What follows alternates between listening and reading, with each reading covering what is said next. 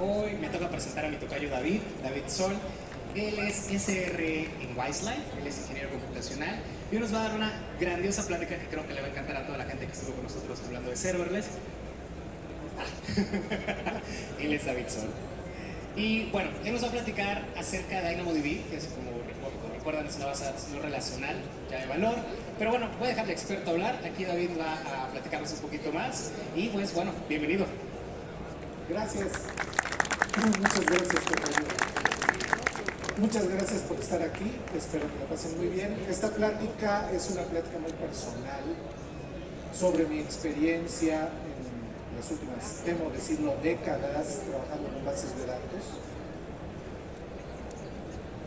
No se preocupen, todo lo que van a ver en las láminas, al final hay un código QR y pueden bajar la presentación. No van a hacer fotos. ¿De qué vamos a hablar? Las bases de datos son vitales y muchas veces escucho cómo dicen que las aplicaciones y que hay que hacer todo stateless. Y no, la verdad es que nosotros trabajamos datos. Todo nuestro trabajo, todo lo que hacemos, si no se almacena en algún lado, si no se guarda, pues no sirve. Las bases de datos han sido vitales en nuestro trabajo desde el inicio de la computación. Sin embargo, hace 20 años, si yo le decía a mi jefe, oye, vamos a hacer una aplicación y necesito dos motores de base de datos. Quiero un Oracle de este lado y quiero un SQL Server del otro. Mi jefe no me lo iba a decir, pero lo iba a pensar. Y no me las iba a comprar. ¿Por qué? Porque los motores de base de datos eran muy caros. Son muy caros. Entonces no podíamos tener varios, teníamos uno. Teníamos que escoger. Siempre era bien pesado cuando empezábamos en una empresa escoger cuál íbamos a usar. La mayoría de las veces llegábamos y ya teníamos. Pues les tengo una excelente noticia, eso se acabó. Por un lado, el surgimiento del código abierto nos permite tener motores de base de datos preciosos, maravillosos, gratis. Y estamos hablando de Postgres, MariaDB, Cassandra. Ustedes díganlo, hay una tonelada.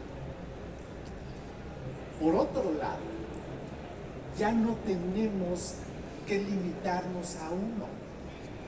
Ya podemos usar varios. Eso que no podíamos hacer antes, que era impensable, ahora sí lo podemos hacer.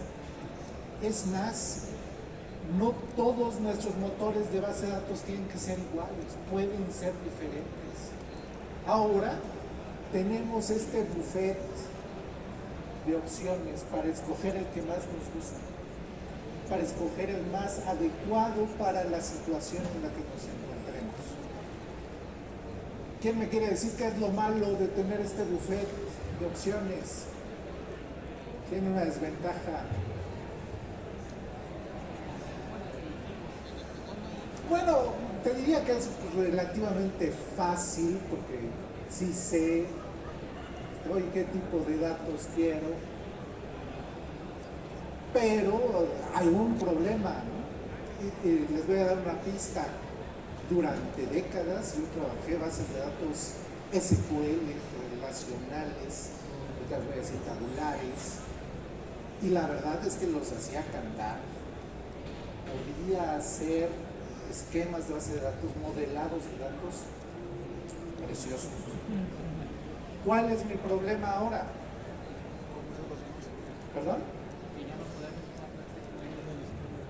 Que no es igual acá, no es igual acá, no es igual acá, no es igual acá.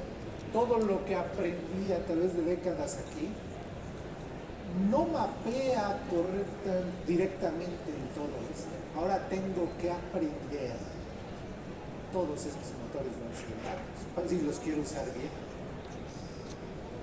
Interesante. Muy bien. Mi primera queja. No SQL. Y Gabriel está por allá, el líder de la comunidad de AWS México. Él me enseñó todo lo que sé. mi primera clase de computación en el nube, ya hace algunos años. Él me dio mi primera clase de nube.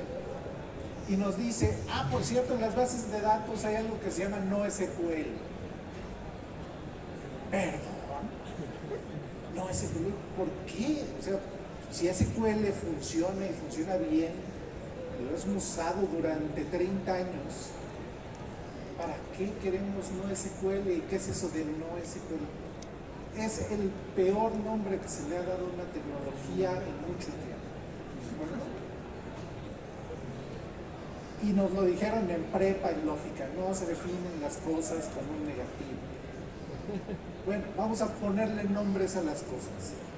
Esto que nosotros usamos durante los últimos 30 años son bases de datos tabulares. Porque lamento decirlo, pero en el fondo son un montón de tablas tipo Excel, todas puestas juntas. Pero lo podría simular con un montón de hojas de Excel, pero relacionándolas entre ellas. Segunda cosa que detesto, que esto es una base de datos relacional y las otras no son bases de datos relacionales. No existe, no pueden por definición crear una base de datos no relacional. Todas las bases de datos por definición relacionan datos. Si tengo un montón de datos sueltos como gases flotando en el vacío, no me sirve de nada. Todos los datos que almacenamos solo adquieren valor gracias a que se relacionan. Se relacionan de formas diferentes, pero se relacionan. Entonces es horrible eso de bases de datos relacionales y no relacionales. No, todas son relacionales. Estas se llaman tabulares y hay otras que se llaman de grafo, hay otras que se llaman llave valor, hay otras que se llaman de memoria, hay otras que se llaman columnares. Estas se llaman tabulares. Sí las usamos mucho tiempo, sí la mayoría usan SQL, pero les voy a dar una sorpresa. Muchas de las otras usan dialectos de SQL. A lo mejor no son exactamente igual, pero si ven el SQL de Oracle y el de Microsoft, tampoco son iguales. Y ni hablemos de los Postgres, que también difieren un montón. Ok, usamos bases de datos relacionales durante décadas. Nadie me lo contó. Yo estudié. Era un diagrama entidad-relación del tamaño de esta pantalla.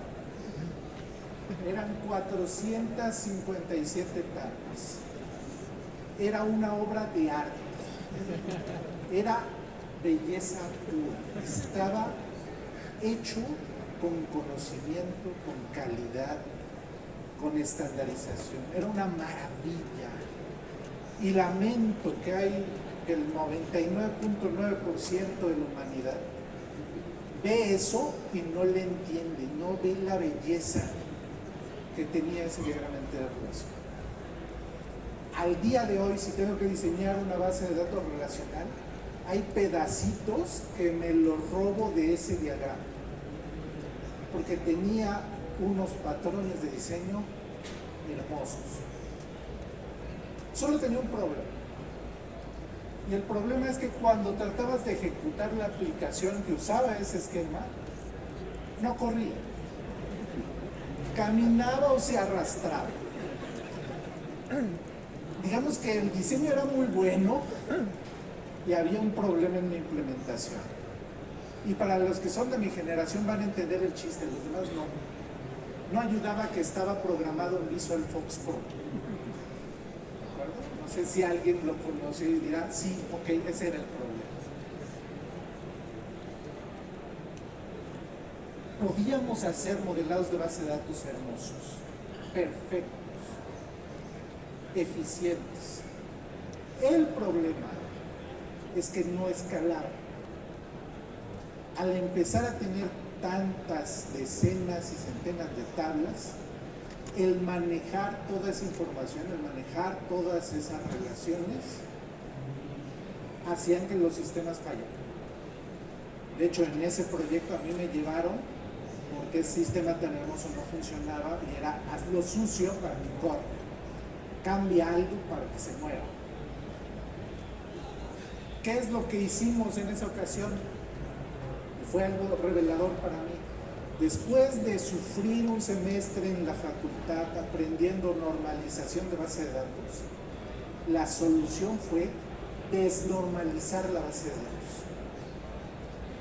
Eso es lo que tuvimos que hacer para que el sistema funcionara. Y es donde entra la ingeniería. Ok, matemáticamente correcto, code se revolcaba en su tumba, pero funcionaba, corría. Y eso es lo que queremos en nuestro software. ¿Qué teníamos que hacer además? Particionar los datos. Teníamos tablas tan grandes, tan kilométricas, que aún indexándolas tardábamos mucho tiempo. Entonces las teníamos que dividir, teníamos que empezar a hacer particiones de base de datos. Y empezábamos a usar servidores de base de datos grandes. De repente eran máquinas monstruosas, tamaño sapo, ¿no? Aberraciones de la naturaleza. Y no nos bastaba, aparte que eran máquinas carísimas. Y decíamos, imagínense si pudiéramos usar muchas máquinas baratas, muchas máquinas chiquitas. Sí se puede, lo único que tenemos que hacer es por mes, que cada base de datos maneje un mes. Oye, pero como lo hicimos normalizado, como se nos ocurrió poner unos datos aquí y otros datos acá, entonces no es tan fácil los catálogos ponerlos solo en las máquinas, se tienen que replicar. Entonces hay tablas que se replican y hay tablas que no se replican, y si cambio unas tablas a veces hay que hacer commits de 2 fases y a veces no. Y trabajé con ETLs, donde la mitad del trabajo era decidir qué tablas se tenían que replicar, qué tablas no se tenían que replicar y qué tablas medio se replicaban. Y empezamos a hacer unos bailes tremendos porque queríamos tratar de particionar. Luego teníamos el problema de las estructuras de bases complejas y no sé si les tocó alguna vez. Hoy vamos a hacer subclases. Tengo mi tabla y luego una subtabla para los que son rojos y otra subtabla para los que son azules.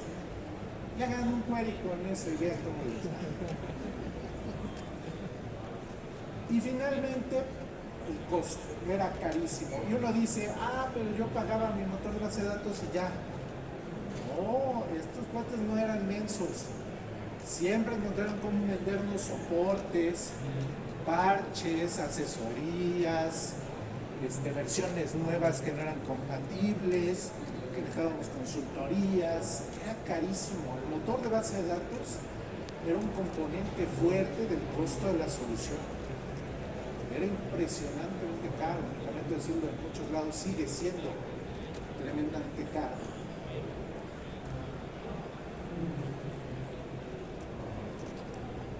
Yo les voy a platicar de una de todas esas bases de datos que ahora tenemos, de todo ese menú.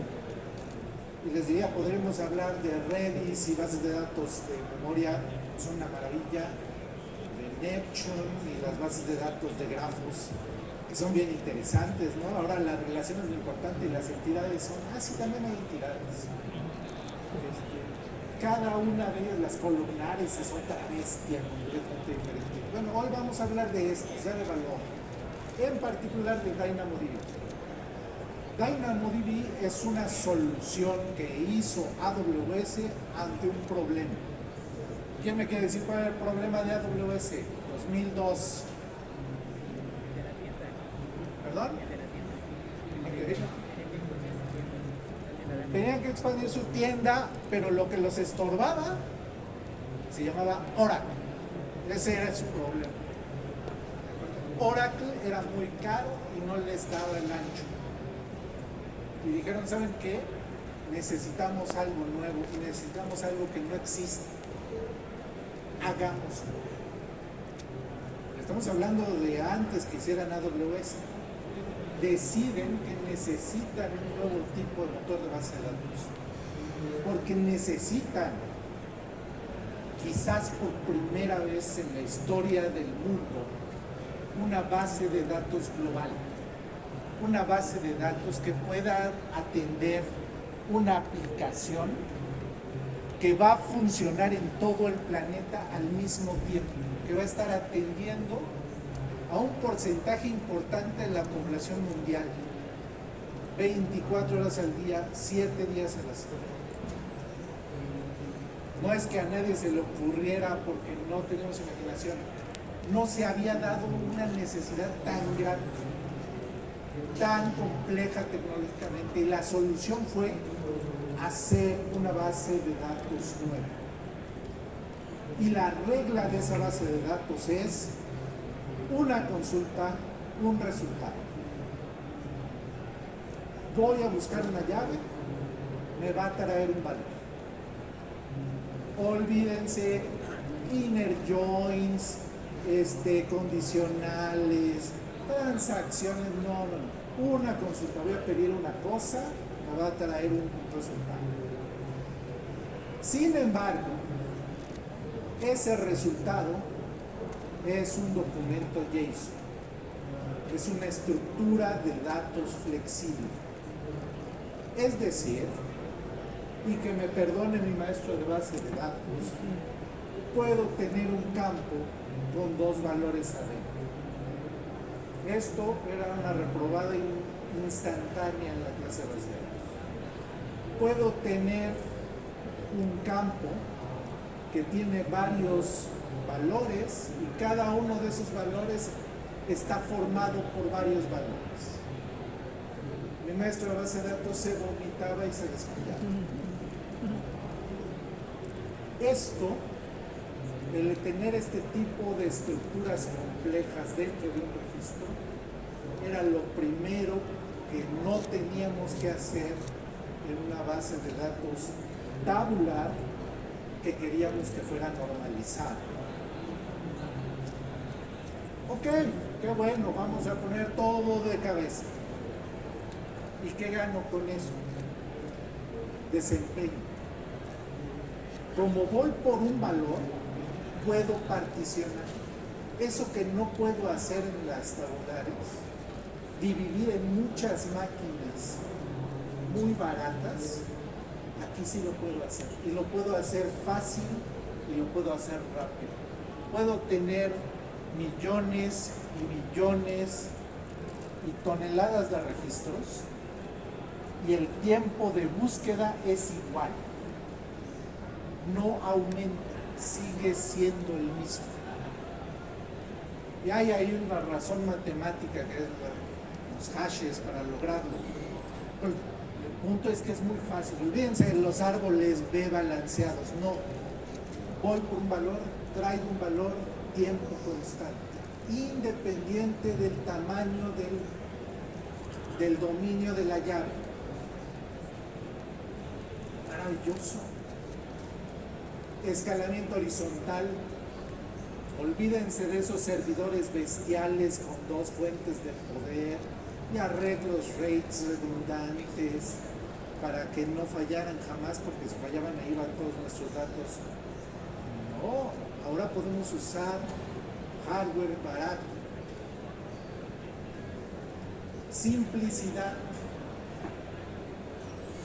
Yo los hice. Queries que son como 5 o 6 niveles de anidamiento. Cuando los terminas y corren, te sientes orgulloso, te volteas con tu jefe y le dices, cuando esto se hizo, solo Dios y yo sabíamos cómo funcionaba y ahora solo Dios.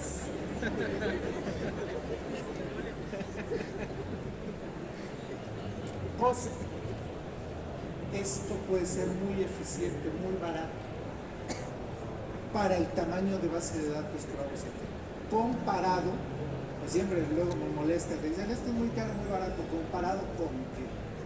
Comparado con una base de datos tabular que dé el mismo desempeño y simplicidad, es terriblemente barato. Ok. Dicen, qué bueno, David nos platica aquí de su vida y de sus chistes. Ahí viene lo bueno. ¿Qué tengo que hacer para modelar datos en una base de datos llave variable? Aquí viene lo interesante. Yo tengo una escuela, ¿de acuerdo? Y tengo mis alumnos de la escuela. Y tengo el alumno Raúl Sol. Lo que voy a hacer, y estoy hablando de antes que hubieran computadoras, aunque no lo crean, antes que hubieran computadoras, habían bases de datos, había necesidad de sistemas administrativos. Lo único es que lo hacían a mano. Era difícil, era sucio, era raro, pero lo hacían, tenían que hacerlo. Entonces lo que hacían cuando un alumno entraba a la escuela era agarrar un folder y ponerle el nombre. ¿Sí? Raúl Sol, no es cierto. Sol Raúl. Oye, le pedimos el acta de nacimiento a Raúl Sol. ¿Dónde vamos a poner su acta de nacimiento? ¿Todos a la vez? ¿Dónde le van a poner? El folder. Necesitan una copia del acta de matrimonio de los padres. ¿Dónde la van a poner? El folder. Necesitan registrar sus calificaciones, sus boletas de los semestres o trimestres, lo que fuera. ¿Dónde las van a poner? El folder. Oye, en el folder vienen cosas raras, altas, bajas, gordas, flacas. Hay un reporte ahí de que llegó tarde. Hay una hoja de inasistencias. Hay un dibujo donde está matando un gato a pedradas y la maestra dijo, pónganlo en el expediente. Vienen muchas cosas en ese folder. Y que cuando alguien decía necesito ver los datos de Raúl Sol, ¿qué hacían? Iban al gabinete, buscaban la letra S, aquí está, y dentro de la letra S estaba un folder, y en ese folder estaba toda la información de Raúl Sol. El tiempo de acceso era corto, era rápido. El acceso a los datos era muy eficiente. La gente lo hacía así porque funcionaba. Imagínense que no. Imagínense que ellos hubieran dicho, oí que un señor Todd dijo que eso era un error y que tenemos que normalizar los datos. Entonces lo que vamos a hacer es que las actas de nacimiento van a ir en aquel, y las actas de matrimonio en aquel, y las calificaciones allá, y las cartillas de vacunación de aquel lado. Y si hacen dibujos feos, no tenemos dónde ponerlos.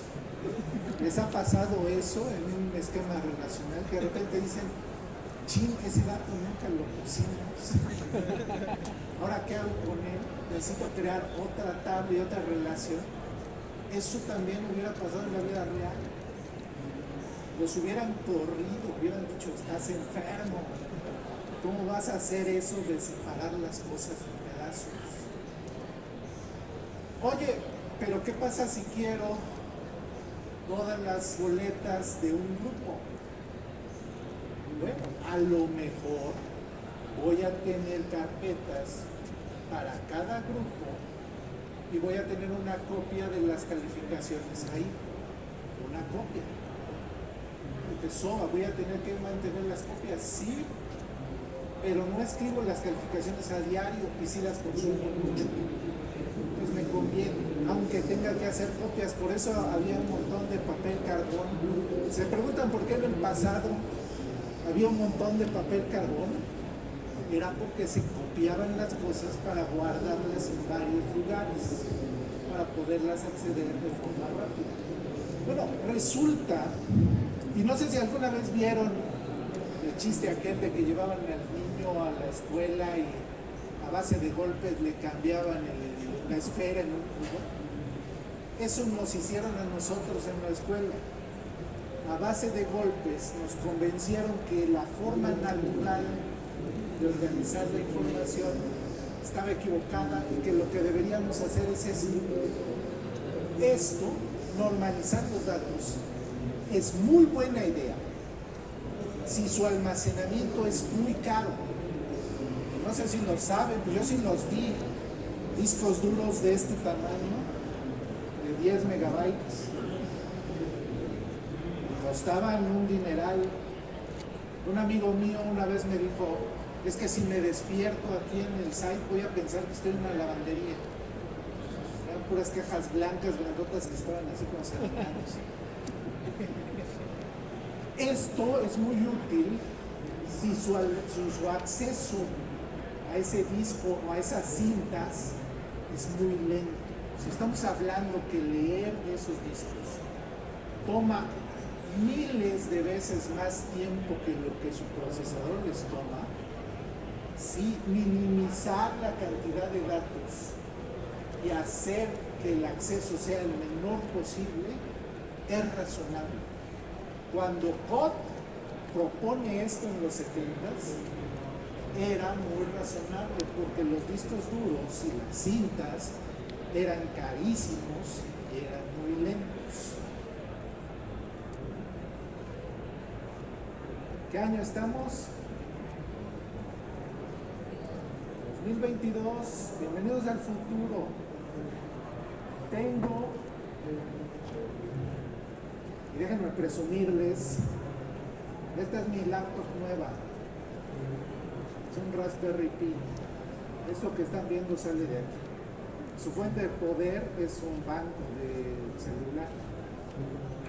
Trae un disco duro del tamaño de una uña, con 32 gigas de datos, que los lee a una velocidad espectacular.